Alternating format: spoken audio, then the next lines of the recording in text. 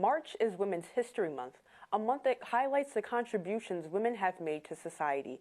Tonight, we honor Ida B. Wells, a black journalist and owner of the news publication Memphis Free Speech.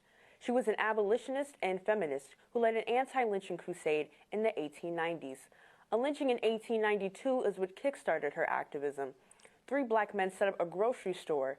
This took business away from the white-owned store nearby. The black owners guarded their store against attacks and ended up shooting several white vandals. They were arrested and brought to jail. Shortly after, a lynch mob took them from their cells and murdered them. Wells wrote several articles telling the world about these lynchings and the wrongful deaths of black Americans. She spent 2 months traveling in the South, gathering information on other lynchings. A mob stormed the office of her newspaper, destroying all her equipment, but Wells was in New York when it happened. She was warned she would be killed if she ever returned to Memphis, but that did not stop her. In 1893, she published A Red Record, an examination of lynchings in America. She brought her campaign to the White House, which led to a protest in Washington, D.C. that called for President William McKinley to make reforms.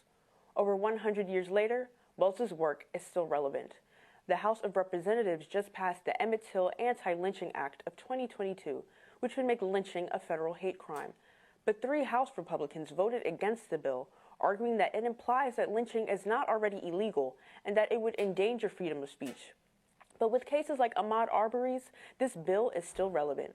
Recently, Mattel added a tribute doll of Wells to Barbie's Inspiring Women series. With an impressive legacy of social justice, she showed the courage that comes with exposing truth.